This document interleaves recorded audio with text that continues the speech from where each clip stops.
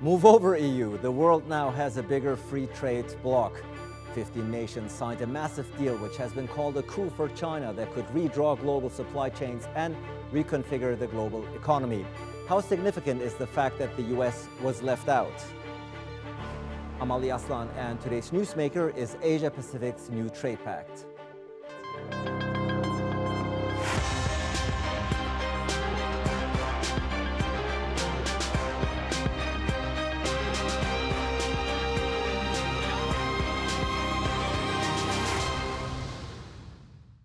It's called Rcep, the Regional Comprehensive Economic Partnership. That's quite a mouthful, but what else would you expect from a deal that compromises tens of thousands of pages and took nearly 10 years to hammer out? This new free trade zone will slash import tariffs and simplify trading rules for a third of the world's population. But it's more than just about numbers, especially when it comes to China. As one analyst put it, having access to global markets is one thing, but creating the rules under which those markets operate is another. And with India staying out and the US sitting on the sidelines, Beijing seems to be cementing its influence. So, while it's being hailed as a victory for globalization and cooperation, is it also a sign that the United States is losing its trade war with China? Tierney Bonini reports.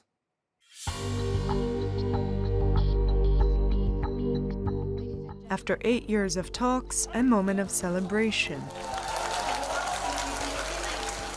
In a virtual ceremony, China and 14 Asia-Pacific nations from Japan to New Zealand inked the largest ever regional free trade agreement, each country's minister signing a separate copy of the pact, while his or her head of state stood nearby and watched. The Regional Comprehensive Economic Partnership, or Rcep, brings together these 15 Asia-Pacific nations. Notably, India is absent. It was given the chance to join but opted out in 2019. Together, the countries make up a third of the global population and 30% of the world's economy, making this trading bloc bigger than both the European Union and the United States-Mexico-Canada agreement. This is an agreement involving the largest population and trading scale in the world, with the greatest potential among all transnational trade deals. It's arguably the most important achievement of regional economic integration, trade and investment liberalization in East Asia over the past 20 years. The pact aims to cut tariffs on imports and simplify trading rules for the countries involved, meaning businesses will have one set of regulations governing trade between all of the member nations. Until now, a product made in Vietnam that contains Japanese parts might face tariffs under other trading agreements. But under Rcep, components from any member nation would be treated equally. This could give companies in Rcep countries an incentive to look for supplies and deals within the region. The trade bloc excludes the United States, which backed out of the Trans-Pacific Partnership, or TPP, a rival Asia-Pacific trade deal championed by the Obama administration but ditched by President Trump in 2017. Great thing for the American worker, what we just did. Rcep is seen as an extension of China's influence in the region, both economically and diplomatically. It also poses a dilemma for U.S. President-elect Joe Biden: how to bolster the U.S. as a Pacific power without sounding the alarm in the Midwestern swing states, who won him the election but see trade deals as a threat to U.S. jobs. So, is this new trading pact a clear marker of China's power and waning of American influence in the region? Tierney Bonini, The Newsmakers. To discuss this, I'm joined now from Beijing by China Affairs analyst Einar Tangen. In Singapore, we have Steve Okun. He's a former Deputy General Counsel in the US government during Bill Clinton's administration. And in Lancaster, UK, it's Maurizio Zanardi. He's a professor of international economics at the Lancaster University Management School, specializing in trade and political economy. Gentlemen, welcome to the show. Einar, 15 Asia-Pacific countries have formed the world's largest trading bloc, making up a third of the world's population and perhaps more importantly, a third of the global economy. Many analysts are saying this deal is solidifying and strengthening China's influence and strength in the region. Would you agree? Not really. I think what you see here is a kind of vacuum that was formed by the U.S. And what has happened now is that China is simply reacting to a lot of the things that Donald Trump has been doing. RCEP has been in the making for a long period of time. As you'll recall, it was started in New Zealand and then was championed by China as a regional trade group.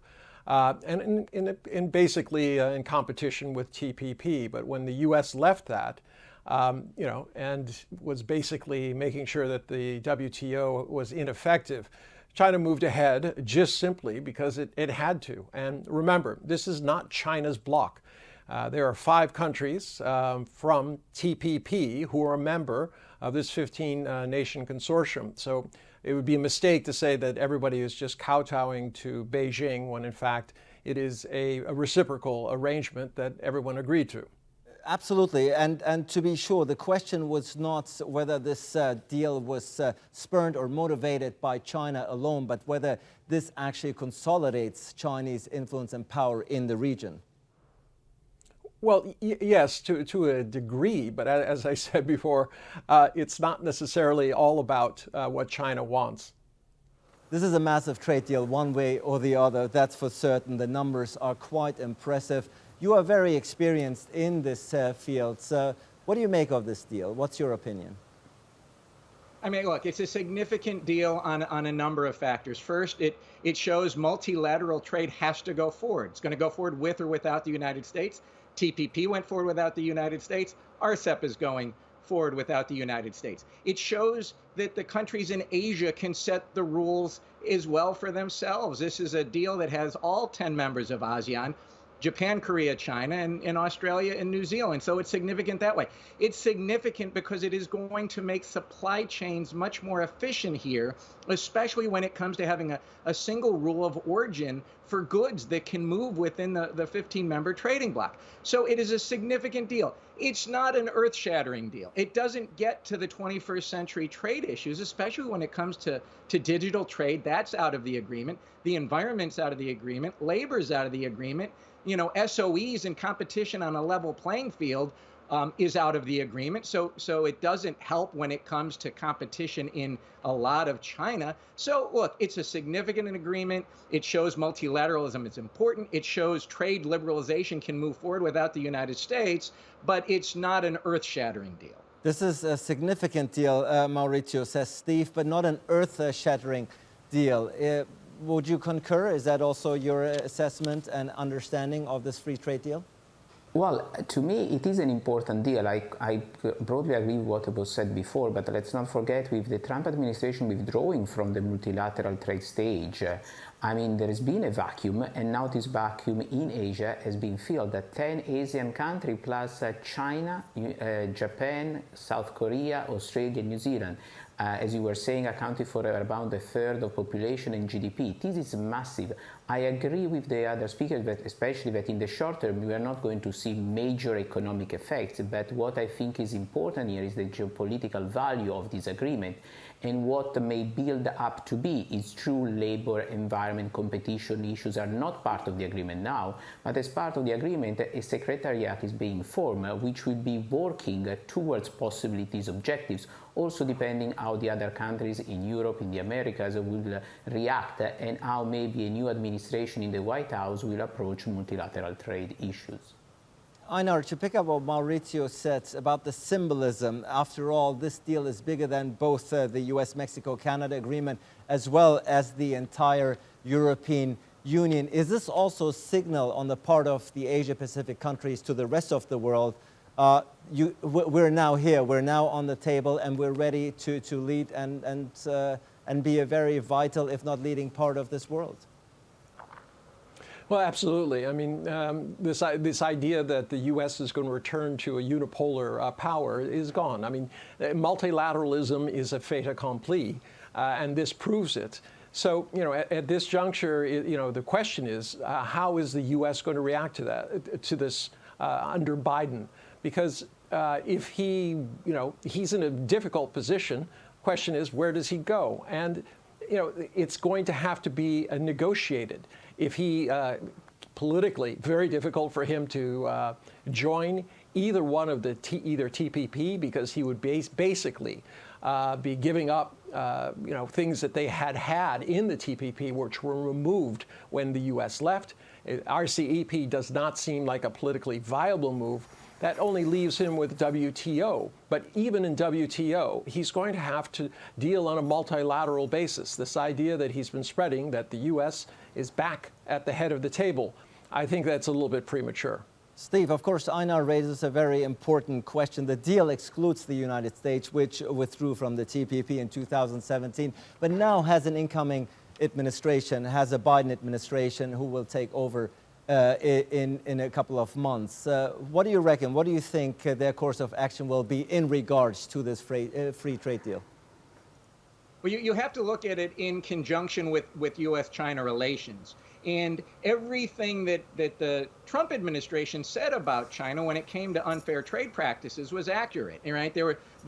China does not compete on a level playing field when it comes to forced technology transfers, when it comes to not protecting intellectual property rights, when it comes to cyber theft, when it comes to not living up to the spirit, if not the letter, of their agreement. So what the Biden administration has to do is, how do you work multilaterally to get China to address those things? Because the unilateral approach Donald Trump took got nowhere. And so you going to have a multilateral approach in terms of China versus all of the trading partners that the U.S. works with. And then at the same time, you have to figure out, how do you move forward in a multilateral fashion, not just to get China to live up to its agreements, but to get an agreement that the United States can be part of. It is going to be very difficult to come back to CPTPP. It is going to probably have to be renegotiated, because it's been 5 years since the agreement was done. A lot has changed, and so things will need to get different. But I do think that the signing of R-cep, TPP going forward, shows the United States that trade deals are not about economics. Trade deals are about geopolitical challenges. They're about how you compete with one another. And this could move the U.S. back to a multilateral trade agreement outside of the WTO, in addition to coming back to the WTO. Maurizio, what is your reading of the geopolitical ramifications that Steve just outlined, the geopolitical ramifications of this particular deal, of R-cep? I think they are massive, and that's why any administration in the White House has to come to the realization that unilateralism is not the way to go. The issues that various countries have with China are not to be solved with a unilateral approach. The idea is that other countries, European Union, Japan, United States, Canada, Australia, as an alliance, can forge something ahead that convinces China to change some of these practices. In that sense, then, Rcep is showing that things keep going on, notwithstanding the renegotiation of the trade deal between the United States, Mexico, and Canada, notwithstanding the issues, for example, with Brexit in the European Union. Multilateralism is alive and kicking, and that's the way to address some of the imbalances that we observe today. So that's why, to me, R-cep plays an important geopolitical role and signals of what has been accomplished and what may be accomplished in the near future in these countries, and also will bring some economic benefits to Asia in simplifying, for example, rules of origin, and simplifying the life of firms in setting up the global value chains. And Einar, this deal might also have some very concrete and real political ramifications as far as diplomacy and foreign affairs are concerned, because this deal brings together countries that often have had difficult diplomatic relations in the past. China and Japan most notably, but also China and Australia. Is this also a sign that we're not just willing to prosper together, but also to live peacefully together? Yeah, absolutely. And, I'm going to respond to something my fellow American colleague said. The world is not waiting for the U.S. to dictate rules to it or somehow coerce everybody into American exceptionalist ideals. I mean, this kind of colonial thinking is somewhat racist in its overtones, that somehow they're waiting. The U.S. has been the problem here. China has its issues, and it has to deal with them. But the world has already spoken. You have 15% under TPP, and you have 30% of the GDP under Rcep. And these countries have come together, not with the U.S. So this idea that somehow U.S. is going to corral everybody into, going along with what they should do, I think that's time has passed. So politically, right now, the U.S. is on its back foot. Biden is coming in. He's naming a very experienced crew of people who can take over and hit the ground running. But their main issue, just like everybody else, is what are the post-COVID consequences economically, not only for these countries, but for the world. And every country is going to try to figure out a way of doing that. Currently, China has the only operating economy, and they're going to continue to do so, hopefully, if they don't have a second wave. The antivirals are there. Things are looking up. But it's going to take some time for the rest of the world to come back. And even at that point, China will probably be going strong. So, treating China as the problem is not going to be the solution. Steve, I want to give you an opportunity to respond to Einar, who says, listen, the world does not and no longer waits for the United States. We've hashed out this deal. It's the United States who has opted not to be in it. No, there's no question the U.S. has been outside the game from a multilateral perspective, and that has cost the U.S. the ability to engage at times, and that is why, President-elect Biden has said he is going to bring a multilateral approach. Look, there's, President Biden, or President-elect Biden on the campaign trail said, look, Donald Trump was tough on China. I am going to be tough but effective. And there are times when China needs to be confronted. It needs to be confronted on its unfair trade practices. It needs to be confronted when it uses industrial policy to create an unlevel playing field where it wants to dominate domestically the key industries in the 21st century. But that doesn't mean you can't cooperate with China. It doesn't mean you can't cooperate with China on things where it's in everybody's self-interest, like in climate change, like when it comes to addressing COVID and future pandemics. So you can confront China where it needs to be confronted. You can compete with China, such as on development. You don't have to cede the development, to China when it comes to Belt and Road, but you can compete as well. And then you can cooperate where you need to cooperate. But that is the approach you have to take. And at the same time, you have to do this all while building back the United States, building back from the pandemic. So this is going to be a very difficult time period for the United States, but the Biden administration, I think, recognizes that, and they know what they're going to need to do over a longer period of time to get that done. And China certainly is making up for the vacuum that Washington has left behind in this particular region in the last 4 years in particular. Maurizio, interestingly enough, though, this deal has been signed. In the signing ceremony, obviously, the pictures and images went all around the world. But this deal still has to be ratified in national parliaments. Do you foresee any problems there, considering that there might be some anti-trade or anti-China sentiments in those particular specific national parliaments? I think that it will take some time. It's not immediate, as you said, but I think that we will reach the point where the agreement is in force, also because it can enter into force even though not all 15 countries have ratified. Hearing from the news, the rumors, it seems to suggest that at the beginning of 2022 may be the time when the agreement is in force. And at that point, it's like a sort of bicycle road. Once you start pedaling, you should not really stop. And we will not have reached this point from the perspective of the signatories countries if there is not an understanding that with possible some minor delays, also depending on the COVID situation, the agreement will be fully implemented relatively quickly. And Einar, you already mentioned that this deal, of course, comes in the midst of a pandemic that we still find ourselves in. Of course, this deal, do you think there's hope? There's hope of an economic boost that will accompany the signing of this deal, a positive and welcome side product, if you will? Well, I think you've already seen that reflected in the market. It is very hopeful. And, you know, as I said, every country is very mindful that there's a lot of ground to be caught up. You know, and the issue is, quite frankly, who do you turn to?